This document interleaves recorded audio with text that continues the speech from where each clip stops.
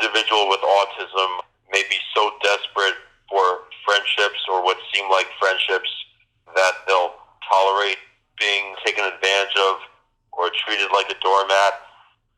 Other cases, they're just very much naive and they cannot understand someone's true intentions.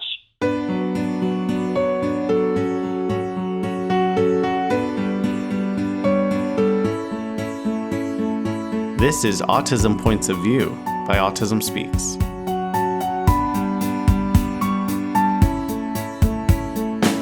I'm Felipe Maya. Through research, we know that students with autism and other disabilities are more likely to be bullied than the general population. To understand how bullying can affect someone with autism, we spoke with autism self-advocate and author, Jesse Saperstein. So Jesse, can you tell me about the first time that you experienced bullying? I'd say the first time I remember being truly bullied was in 4th grade. It was probably physical. I remember the day I pushed back. Two boys cornered me and they were pushing me back and forth in the middle of a line.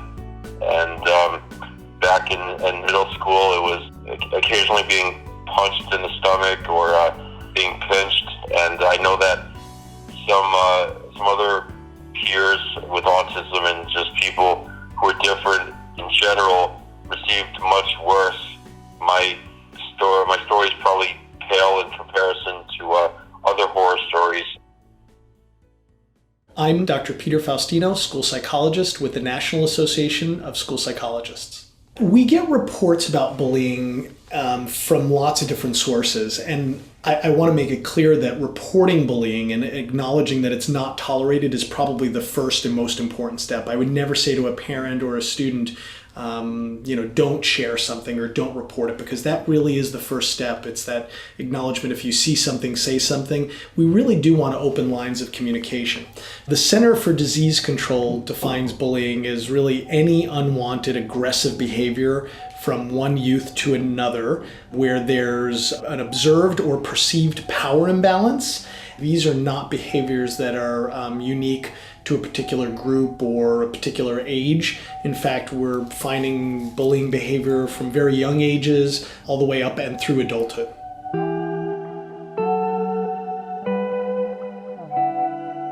For Jesse, the bullying didn't stop in grade school or high school. I always thought things would get better in adulthood, but in my case, I think maybe they became a little bit worse or stayed the same. In college, I was called a lot of names. In college, it's even more difficult to coexist in this type of a social environment because there's no home. If someone's fortunate enough to have a decent home life, then that serves as kind of a haven to refuel. But in college, if it's a residential school like mine was, you're kind of exposed all the time to the social world, and there is no break. There's no reprieve. It can be relentless at times and quite stressful. It is true that the abuse that you experience at 12 years old probably will not be happening at the age of 32, at least not nearly as tenaciously, but why should somebody have to wait years and years before they can see relief? For a child, that's a veritable lifetime, and that's not acceptable. And we as a society can do better, because it gets better does not cut it for me. My primary role is as a school psychologist in schools, and I've done that for 20 plus years, but I also have a private practice that I've run for the last 10 years, and some of the individuals that come there are college-age kids who maybe had a lot of supports and maybe even a network of friends or peers when they were in public school or in their home school community, but then branch out to college or to jobs and don't always find the same type of climate that exists. When you begin to peel the layers back, you discover that there is quite a bit of either social or relational aggression that goes on in the workplace. rarely is it physical, but cyberbullying certainly, and quite often just even verbal aggression, sometimes more overt and other times just quieter about it. So, but it's a sad issue that I think everyone at some point in their life has dealt with and is looking for answers on how to deal with. With almost everyone online and on social media, even kids, is the cyberbully replacing the school bully? An example of cyberbullying as an adult is that an acquaintance from high school contacted me shortly after my first book was released, and she made up a cockamamie but unfortunately pretty convincing story that Dr. Phil was interested in having my book on the air. You and everyone else is probably wondering, how could you fall for that? Well, it's easier than you think. Honestly, I just did not think a grown adult would waste that much energy on such a ridiculous lie, but it happens even in adulthood. And you just have to realize that these trolls or cyberbullies, they're like poison ivy. Poison ivy serves no function to mankind. It just takes up space and makes our lives miserable, but it's out there, and it's our responsibility to look out for the signs or face the consequences. Research shows that 2/3 of people with autism between the ages of 6 and 15 said that they had been bullied at one point in their lives. Dr. Faustino explains the link between autism and bullying. I think part of it is unique to autism, and then the other part is maybe just more about human behavior. I think anytime something is different or unique or doesn't fit into the norm, it's going to stand out a little bit and people are going to pay attention to it. And so then I think for individuals with autism, part of their makeup is challenges with understanding social cues and social communication, as well as sometimes having repetitive behaviors that might be different from the norm. So I think when you put those two things together, you really raise the chances that an individual with autism is going to be a target of bullying. Jesse offers a personal view on this connection. An individual with autism may be so desperate for friendships or what seem like friendships that they'll tolerate being taken advantage of or treated like a doormat. Other cases, they're just very much naive and they cannot understand someone's true intentions. That's why it's important for not just educators, but for their own peers who are neurotypical to look out for them, for their well-being, and help them advocate for themselves.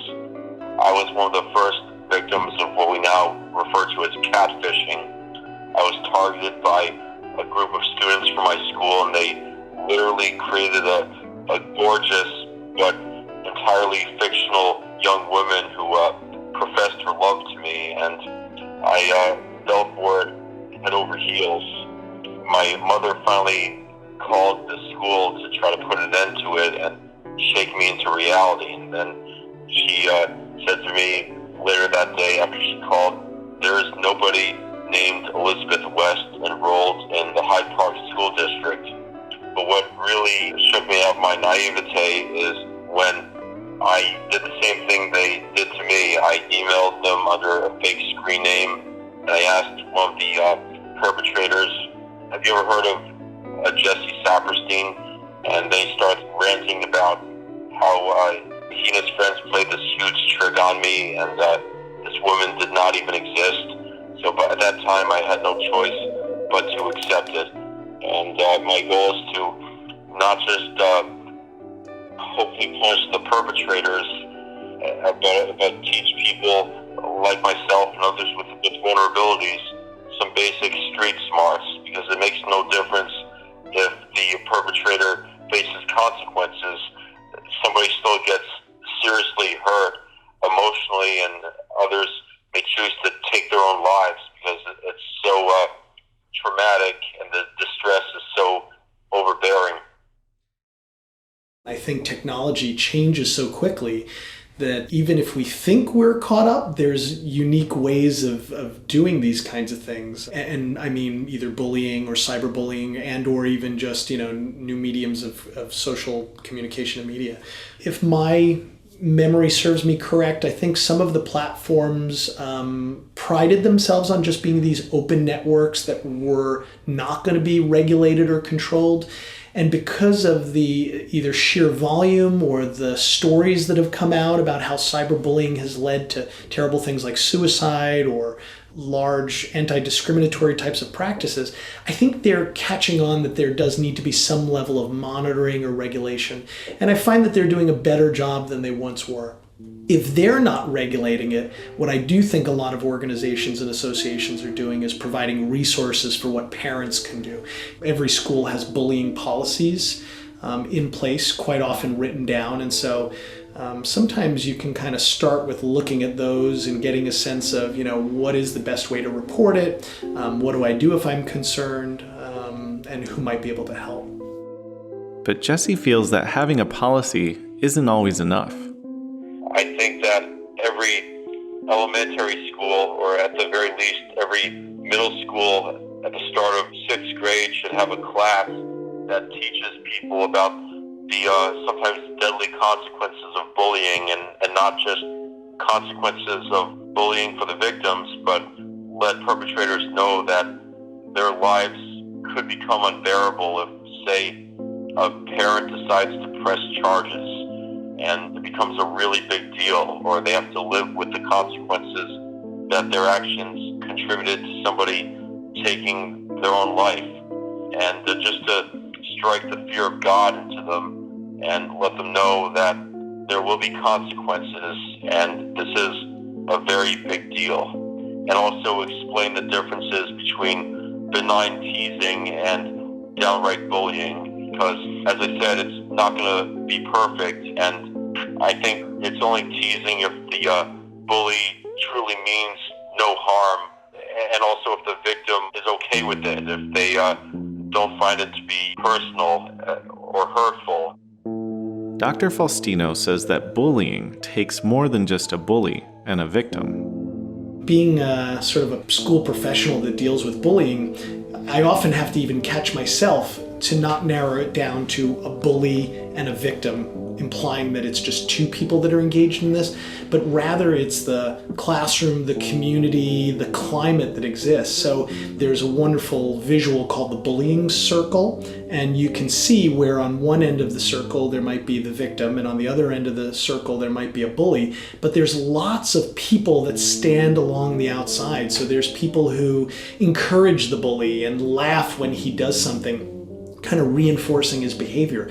There may be people, on a different spot of the circle who just observe and don't interact and don't intervene and don't say anything. And then you get all the way up to, those were bystanders. And then you get up to people maybe a little closer who actually make a decision to intervene by saying something or reporting the bullying behavior that they see. So most of the more recent research really talks about the large group of bystanders, the individuals who stand around, observe this type of behavior, and the fact that they may have more of an influence on the bully and or on the victim than if you work individually with the bully and the victim. So I would say the bystanders are probably the ones that we need to do more work with, that we need to encourage to speak up, to intervene, whether that be to tell the bully to stop their behavior or identify that they acknowledge what's going on and that it's not funny and that it is hurtful, and or to kind of support the victim and say,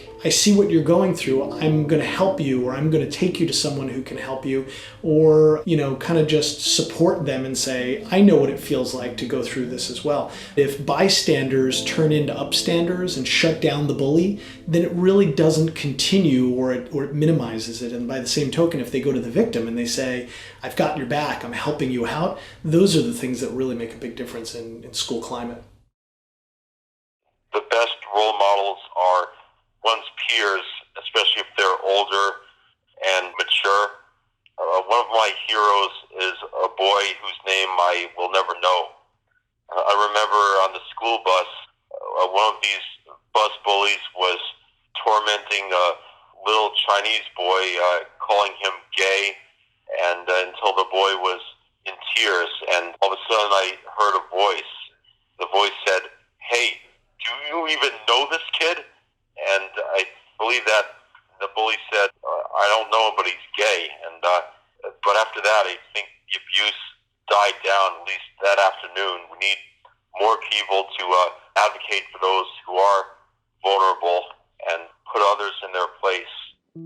I think for any group, if you share the narrative or you tell your story about your struggles and your hopes and maybe find ways to make connections on a different level, the fact that you have hopes and dreams and that you get sad when somebody bothers you, it hopefully creates more empathy and compassion, which is really, I think, the goal that we're looking for. These experiences were quite traumatizing, and they're oftentimes at the surface, even at age 36. Maybe some are able to put it behind them forever and say, "Oh, that was just a part of growing up, it's over now," but too many others like me will be trapped in that living nightmare, or it's not going to take much to make those memories seep out and ruin a perfectly good moment. I'd say that it's become easier, but it's never going to be easy for me to just let it go. And a lot of my former bullies have reached out to me and said, "I wish I had known you had autism." One person admitted that he felt ashamed, and that's typically, I'd like to think that's how people feel when they become adults. My last question for Jesse was what advice he has for students on the autism spectrum who are currently being bullied. The best thing I can let them know is that they have the right to go to school and eventually become an adult without living in a constant state of fear that one day they're going to be assaulted for no reason just because they're considered to be weird. No one has the right to put their hands on them or make death threats. But my best advice is to remind them that no matter how much progress society makes, it will never be perfect. And if let's say that maybe 30% of everybody that they meet think that they're weird and want nothing to do with them. If that's the case, then it means that they're doing something right and they should be very proud of themselves. Trying to make everybody like and or accept you is as effective as using a wine glass to bail out the Titanic back in 1912. Thank you for listening to this episode of Autism Points of View. Make sure to subscribe wherever you listen to podcasts. For bonus content and resources related to this episode, visit autismspeaks.org/podcast. If you have a topic you would like us to cover, we want to hear from you. Email connectwithus@autismspeaks.org and put podcast in the subject line. This episode was written by Elena Ferretti and Felipe Maya and edited by Dax Schaefer. I'm Felipe Maya.